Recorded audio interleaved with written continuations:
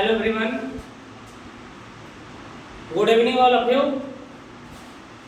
आज फिर से आप सभी का हमारा चैनल और आपका अपना चैनल कुंदन सर इंग्लिश में स्वागत है।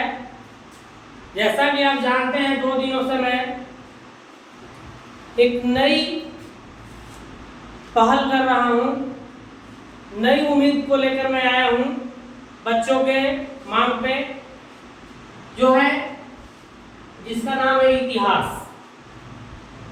इसी पहल पे मैं इसी बात को लेकर मैं पहल कर रहा हूँ 2 दिनों से। मैंने 2 दिनों में वीडियो के माध्यम से कुछ आपके समक्ष भेजा भी और बहुत सारी चीज़ों को बताया भी। सारी चीज कैसे क्या हुआ, राष्ट्रवाद क्या था, फ्रांस में क्रांति क्या कैसे हुआ, क्या क्या बदलाव हुए, आज हम पढ़ेंगे कि 1789 में 1789 कब 14 जुलाई 1789 में जो क्रांति हुई, इस क्रांति के मुख्य कारण क्या थे। आखिर कहीं भी किसी भी बात को लेकर अगर लड़ाई होती है तो उसका कुछ न कुछ मुख्य बिंदु होता है, उसका कुछ परिणाम होता है। तो उस बात को जानेंगे क्या कि 1789 जो लुई 16वां बुर्बो राजवंश के जो शासक थे, उनकी क्या कमियां थी राजकाज चलाने में, शासन चलाने में, जो इसका सामना करना पड़ा और जिसके कारण फ्रांस में क्रांति की भावना उत्पन्न हो गई, लोग क्रांति पे उतारू हो गए। तो आखिर कोई कारण रहा होगा, किसी कारण से ही ऐसे हुआ होगा। तो उन्हीं कारणों को मैं उल्लेख आपके सामने कर रहा हूं। देखेंगे क्या है 1789 में फ्रांस के क्रांति के कारण। 1789 में फ्रांस के क्रांति के क्या कारण थे, और बहुत सारे कारण थे, लेकिन जो मुख्य कारण है वो आपके सामने मैं यहाँ पे बताने जा रहा हूँ। सबसे पहला था फ्रांस में राजतंत्रात्मक कहने का मतलब होता है राजतंत्र।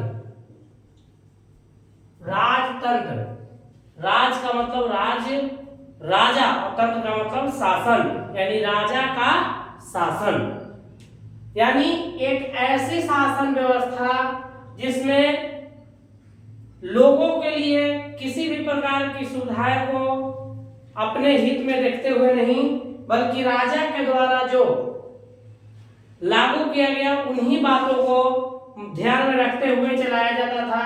और राजतंत्र का अर्थ है कि राजा का बेटा ही राजा बनेगा, इसमें अन्य व्यक्तियों की समीक्षा नहीं की जा सकती है। राजा का जो उत्तराधिकारी होगा वो राजा का पुत्र ही होगा। तो सबसे बड़ी यहां था राजतंत्रात्मक शासन था। ये तो छोटी सी बात थी। अगर राजकाज अच्छे से चलाता, इसमें जो मुख्य थे वो थे लुई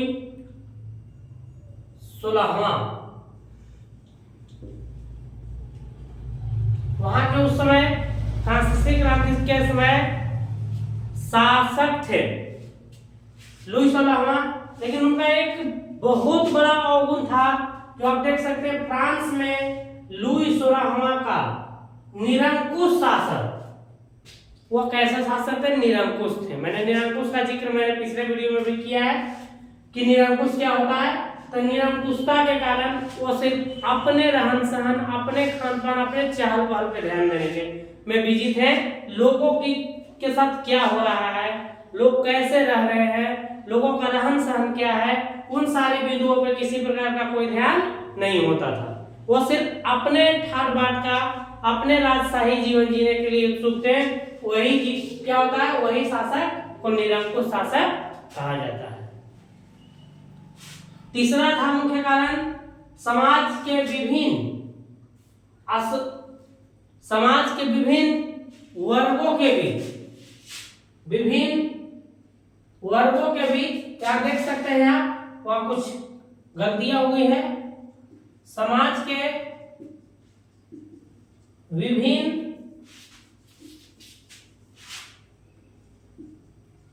वर्गों के बीच असमानता की भावना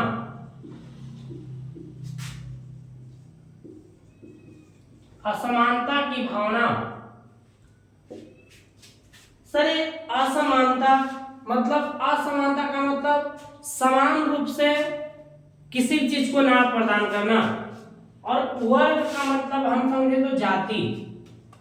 वर्ग मतलब अलग अलग वर्गों में बांटा गया था लोगों को। वहां पे फ्रांस में पूरे लोगों को 3 भागों में बांट दिया गया था, कुलीन, पादरी और निम्न वर्ग। तो यहां तक तो ठीक है कि वर्ग में बांट दिया गया, वर्ग सही था, लेकिन वर्ग में बांटने के बाद क्या ऐसी परेशानियां आई जिसके कारण क्रांति की भावना उत्पन्न हो गई। तो इसमें असमानता की भावना थी, यानी कुलीन और पादरी लोगों को हर व्यवस्था में उन्हें छूट प्रदान किया जाता था। यहाँ तक कि देख सकते हैं आप, सबसे बड़ा जो था वहां का समस्या वो था कर का। कर जिसको हम बोल सकते हैं टैक्स, कर का समस्या था। जब कुलीन लोगों को, क्योंकि कुलीन जो थे वो सैनिक में होते थे, बड़े बड़े पदों पे कुलीन को रखा जाता था, इसलिए उनसे टैक्स लिया नहीं जा सकता था। पादरी, राजा का कहना था कि पादरी लोग तो चरण पूजा करते हैं, पादरी लोग पूजा करते हैं, इसलिए उनसे टैक्स नहीं लिया जाता था। तो अब सबसे बड़ा यही कारण था लुई सोलहवां का कि जितना भी कर था, जितना भी व्यवस्था का कर था, वो सारा का सारा भार निम्न वर्गों पे आ गया था। निम्न वर्गों पर पूरा का पूरा भार आ जाना। अब लोग जैसे जैसे राजा की जरूरत पड़ती थी वैसे उसका कर में क्या करता था, बढ़ावा करता था, कर में बढ़ावा करता था, कर बढ़ाता था। अब कर बढ़ाने के कारण लोग क्या हुए, परेशान हो गए, और परेशानी के कारण ऐसे समस्या उत्पन्न हुई। जो आप देखते फ्रांस में लोगों पर टैक्स का बोझ का अधिक कर दिया गया था, टैक्स के बोझ को अधिक कर दिया गया था, यानी उनको टैक्स जो था, राजा को जब जब जरूरत पड़ती थी तब राजा अपना टैक्स क्या करता था, तो राजा अपना टैक्स को बढ़ा देता था, जिससे उसे राजशाही जीवन जीने में किसी प्रकार की कोई समस्या उत्पन्न ना हो, ऐसा वो करता था। इसीलिए लोग इस बात से क्या हो गए, लोग इस बात से थोड़ा नाराज हो गए, और इस नाराजगी का कारण ही था कि अंततः 14 जुलाई 1789 ईस्वी को एक फ्रांस में क्रांति छिड़ गई, जिसका नाम था फ्रांसीसी क्रांति, जो किसके विरुद्ध हुआ, लुई सोलहवां। और लुई सोलहवां किस वंश का था, लुई सोलहवां बुर्बो वंश का था। लुई सोलहवां बुर्बो वंश का था, जो ज्यादा पहले ही मात्र 1774 ईस्वी में गद्दी पर बैठा था, और अपनी निरंकुशता के कारण 1789 ईस्वी में उसकी गद्दी से क्या कर दिया गया, लोगों द्वारा हटा दिया गया।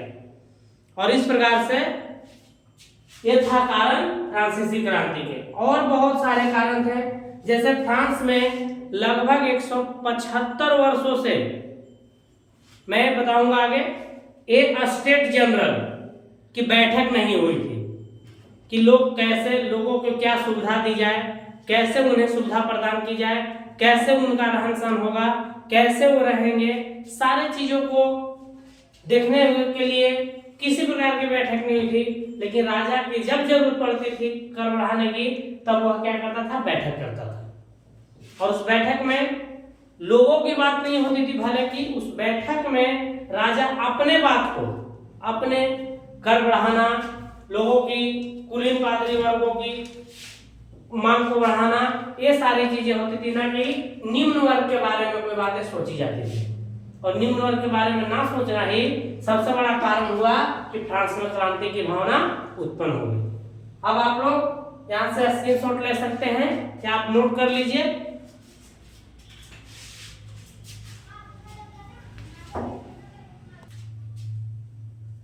देखिए अभी हम लोग देखें 1789 के फ्रांसीसी क्रांति के कारण। अगर क्रांति हुई, कुछ कारण था, क्रांति हुई तो उसके परिणाम कुछ जरूर आए होंगे। अब हम विचार करेंगे कि 1789 में जो लुई 16वां के खिलाफ फ्रांसीसी क्रांति हुई थी, उस क्रांति में क्या क्या परिणाम हुए थे, उस परिणाम को देखेंगे। पहला परिणाम तो है कि लुई 16वां का राजशाही अंत हो गया, यानी लुई 16वां जो था उसका जो राजकाज था, वो राजा था, उसके राजशाही का अंत कर दिया गया। वो राजा खत्म हो गया, उसका जितना जो मतलब बात था बुर्बो वंश का, इस बुर्बो वंश का शासन अंत हो गया। कब? 1789 में। कब? 14 जुलाई 1789 ईस्वी। 14 जुलाई 1789 ईस्वी को इसको खत्म हो गया। और इसमें क्या हुआ कि बास्तिल के किले का पतन हो गया। अक्सर ऑब्जेक्टिव पूछ सकता है कि 1789 ईस्वी में किस किले का पतन हुआ? तो बास्तिल के किले का पतन, क्योंकि इस किले में ही रहता था कौन? लुई 16वां, जिसमें लोगों के द्वारा इस किले को क्या कर दिया गया? पतन कर दिया गया, खत्म कर दिया गया। दूसरा था जनतंत्र की स्थापना। जनतंत्र शब्द से एक ऐसा शब्द है जिसे जन मतलब होता है लोग, और मैंने बताया अभी जस्ट राजतंत्र में कि तंत्र का मतलब होता है शासन, यानी वैसा शासन जिसमें लोगों की बातें सुनी जाए, न कि राजा द्वारा लगाए गए नियमों का पालन करना पड़े। लोग जो कहेंगे उनके अनुसार ही लोगों के द्वारा चयन किया जाएगा शासन करने वाले व्यक्ति का, न कि खुद से राजा का पुत्र बनेगा इसमें। तो जनतंत्र की स्थापना हुई। और तीसरा था यूरोप में के देशों में राष्ट्रवाद का प्रसार। राष्ट्रवाद का प्रसार कैसे हुआ यूरोप के देश में? तो बात है कि जब आग कहीं पे लगती है तो उसका धुआं तो जरूर उठता है यारो। आग कहीं पे लगती है तो उसका धुआं जरूर उठता है यारो। दिल में कसक हमारी थी, कुछ वजूद हमारी भी थी यारो। उसी तरीके से यूरोप के देशों में भी राष्ट्रवाद की एक फ्रांस से एक धुआं निकली और जो पूरे यूरोप में फैलने का काम किया। यूरोप के अन्य देशों में इसका प्रभाव आप आगे देखेंगे, इटली में, जर्मनी में, पर्सा में। ये ऐसे देश हैं जिसमें इस फ्रांसीसी क्रांति का प्रभाव, राष्ट्रवाद का प्रभाव इस पे पड़ा। और इन राष्ट्रवाद के प्रभाव के कारण ये भी आगे चलकर फ्रांस के जैसे एकत्रित हुए। तो ये था फ्रांसीसी क्रांति के परिणाम। फ्रांसीसी क्रांति के परिणाम जो थे वो क्या थे? फिर से एक बार देख लेते हैं। फ्रांसीसी क्रांति के परिणाम जो थे वो क्या थे? लुई 16वां का राजशाही, यानी लुई 16वां जो था वो राजा, उसका राजकाज वहां खत्म हो गया, यानी बुर्बो वंश का फिलहाल अभी समाप्त हो गया खेला। इस 14 जुलाई 1789 ईस्वी को बास्तिल के किले का पतन, यानी जिस किले में लुई 16वां निवास करता था उस किले का भी पतन हो गया। आगे जब यहाँ से राजशाही अंत हुआ, तो जब राजतंत्र खत्म हुआ तो वहां से लोगों के लिए जनतंत्र की स्थापना की गई। अब जनतंत्र की स्थापना कब हुई मैं आपको बताऊंगा। संविधान कब बना, कब लागू हुआ। उसके बाद यूरोप के देशों में राष्ट्रवाद का प्रसार। यूरोप के मतलब यहाँ फ्रांस में सबसे पहले राष्ट्रवाद हुआ। राष्ट्रवाद मैंने बताया है कि एकता की भावना, लोगों में एकता की भावना, किसी काम को करने के लिए एक होकर काम करें, वैसे भावना को राष्ट्रवाद का भावना कहते हैं। तो राष्ट्रवाद का प्रसार, प्रसार का मतलब फैलना, प्रसार का मतलब होता है फैलना, यानी राष्ट्रवाद क्या हुआ? धीरे धीरे पूरे यूरोप में फैल गया और इस प्रकार से पूरा यूरोप एकत्रित होने का आगे काम किया। आगे देखेंगे तो फ्रांस की क्रांति 1789 में हुई। अब जब जनतंत्र की स्थापना हो गई तो जनतंत्र की स्थापना कब हुई? तो जनतंत्र की स्थापना तो आप देखें कि 1789 ईस्वी में हो गई। लेकिन जनतंत्र को चलाने के लिए, कहीं के शासन व्यवस्था को, लोकतांत्रिक शासन व्यवस्था को चलाने के लिए एक सबसे महत्वपूर्ण चीज होता है संविधान। संविधान, तो संविधान क्या था? तो संविधान की स्थापना कब हुई? तो संविधान का निर्माण, फ्रांस में संविधान का निर्माण 1791 ईस्वी में हुआ। 1791 ईस्वी में हुआ और इसका पूर्ण लागू किया गया फ्रांस में। पूरी तरह से जो फ्रांस में लागू किया गया वो 1792 ईस्वी में किया गया, 1792 ईस्वी में। और यहां से आगे चलकर 1794 ईस्वी में, 1794 ईस्वी में क्या हुआ? अभी सॉरी माफी चाहते हैं, थोड़ा सा लुई सोलहवां के बारे में जानकारी देते हैं, क्योंकि सिर्फ यहां से पतन हुआ था इसका, इसकी मृत्यु नहीं हुई। तो अब इसके बारे में हम थोड़ा सा बताते हैं। कल के वीडियो में भी अंत में बताए थे कि 20 जुलाई 1793 ईस्वी को एक कन्वेंशन के द्वारा, एक सम्मेलन के द्वारा यह तय किया गया था कि लुई सोलहवां को फांसी पर चढ़ा दिया, फांसी पर चढ़ाने, गिलोटिन पर चढ़ाने का आदेश दिया गया। कब? तो 20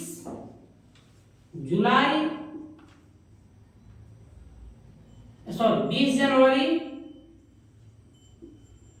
1793 ईस्वी को। यही जीवन लीला किसकी?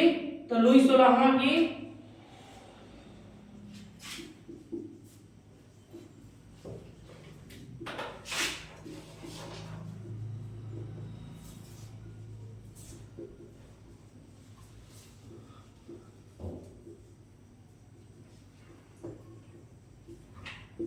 लुई सोलहवां के जीवन लीला यहीं से समाप्त हो गई। आगे पढ़ेंगे हम कि आगे क्या हुआ फ्रांस में। तो फ्रांस में पढ़ने के लिए आप इसे नोट कर ले, थोड़ा सा आप इसे स्क्रीनशॉट ले सकते हैं या आप अपने माध्यम से इसे नोट कर सकते हैं इसे, उसके बाद आगे बढ़ेंगे।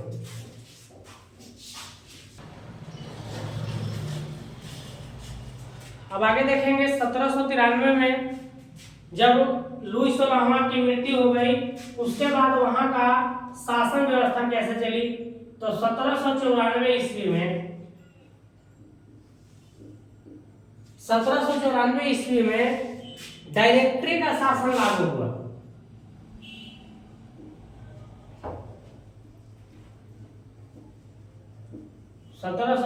ईस्वी में फ्रांस में डायरेक्टरी का शासन लागू हुआ।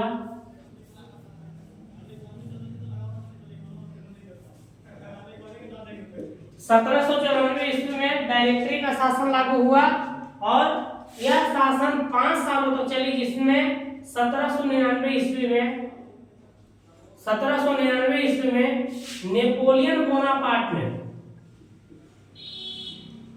यहां से एक और व्यक्ति का उदय होता है, नेपोलियन बोनापार्ट। नेपोलियन बोनापार्ट ने डायरेक्टरी को समाप्त कर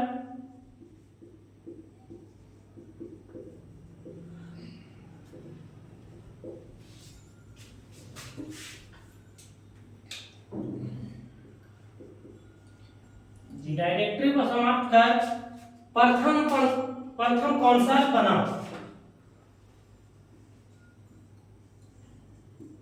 प्रथम कौंसल बना था।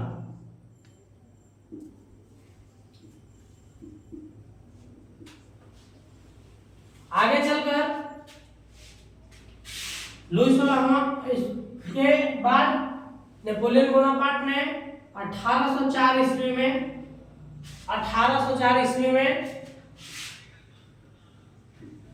फ्रांस का सम्राट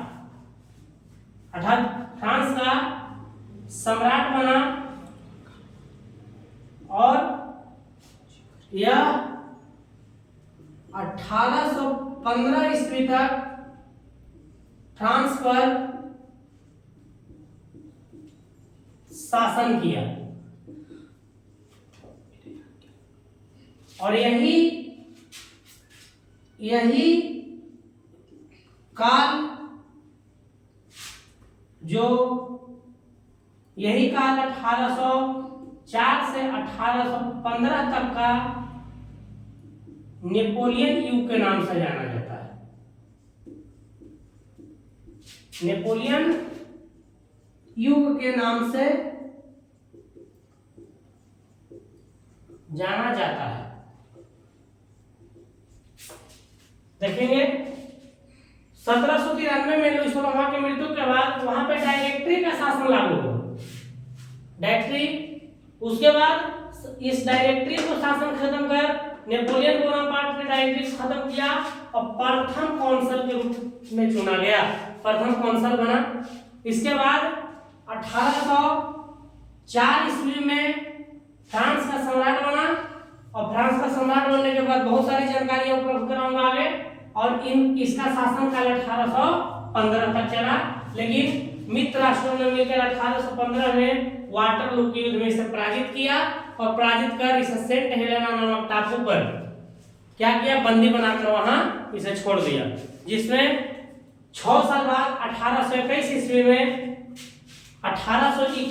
में आर्सेनिक गैस नामक जहर के कारण इसकी मृत्यु हो गई।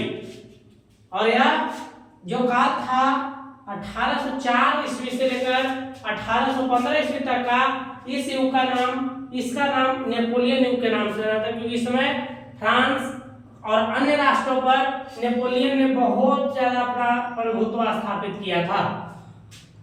तो आइए आप जानते हैं नेपोलियन के बारे में। नेपोलियन कौन था, नेपोलियन का जन्म कहाँ हुआ था, नेपोलियन के कहाँ के रहने वाला था, सारा चीज को हम जानेंगे आगे। तो लिखेंगे नेपोलियन के बारे में, तो इसको पहले आप नोट कर लीजिए, उसके बाद हम आगे बताएंगे नेपोलियन के बारे में आपको।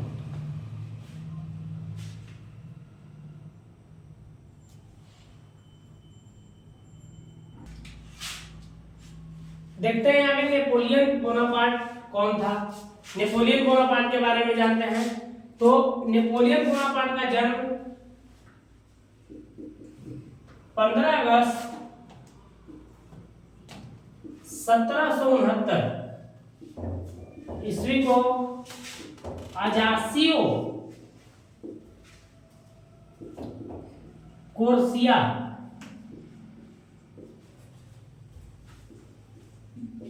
में हुआ था। नेपोलियन बोनापार्ट का जन्म अजासियो कोर्सिका में 15 अगस्त 1769 ईस्वी को हुआ था। और इसकी मृत्यु आगे जानेंगे, लेकिन उससे पहले नेपोलियन बोनापार्ट के बारे में अभी मैंने बताया कि 1799 में इसने काउंसलर बना था और कब से कब तक रहा उसको देखते हैं। तो नेपोलियन बोनापार्ट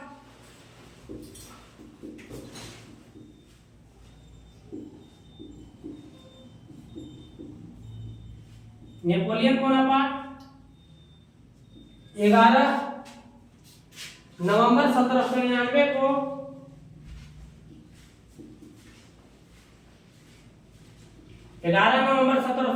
ईस्वी को फ्रांस का काउंसलर बना था।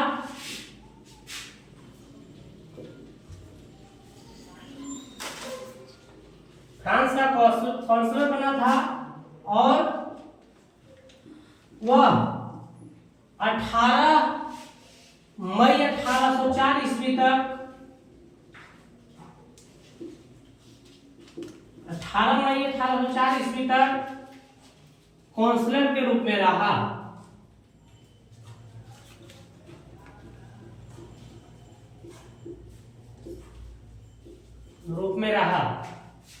और अंततः 18 मई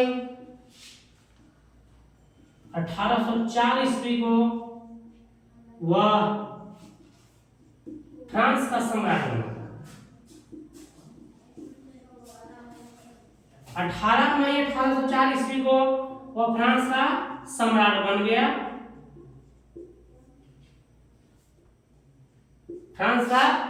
सम्राट बन गया और इस प्रकार से अब पूरे फ्रांस पर अपना प्रभुत्व को हासिल करता रहा। और इसके आगे देखेंगे इनके पिता का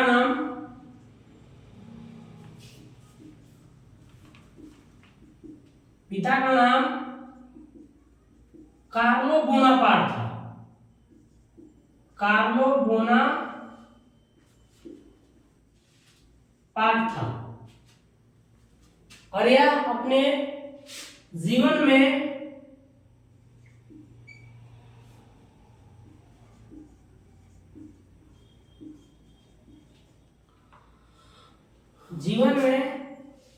दो शादियां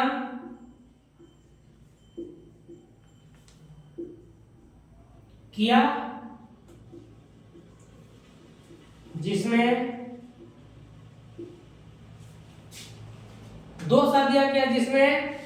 पहली पत्नी अपनी पहली पत्नी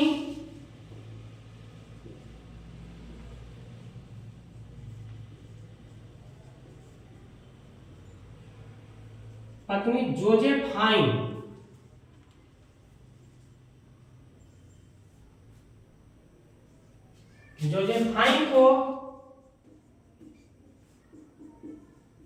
तलाक दे दिया और पुनः ऑस्ट्रिया के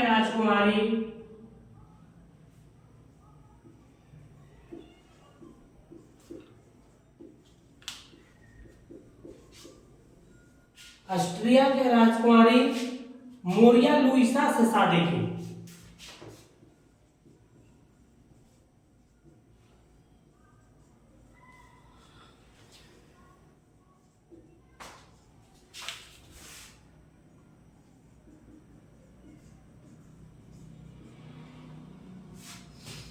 तो देखते हैं हम नेपोलियन के जीवन के बारे में। तो नेपोलियन का जन्म 15 अगस्त 1769 ईस्वी को अजासियो नामक जगह पर कोर्सिका में हुआ था। नेपोलियन बोनापार्ट मैं बताया कि वह कौंसल बना था। तो 11 नवंबर 1799 ईस्वी को फ्रांस का कौंसल बना और वह 18 मई 1804 ईस्वी तक कौंसल के रूप में रहा। लेकिन 18 मई 1804 को वह सम्राट बन गया। कहाँ का? तो फ्रांस का सम्राट बना। इस प्रकार से अब सम्राट बनने के बाद आगे की काम क्या क्या हुआ बताऊंगा।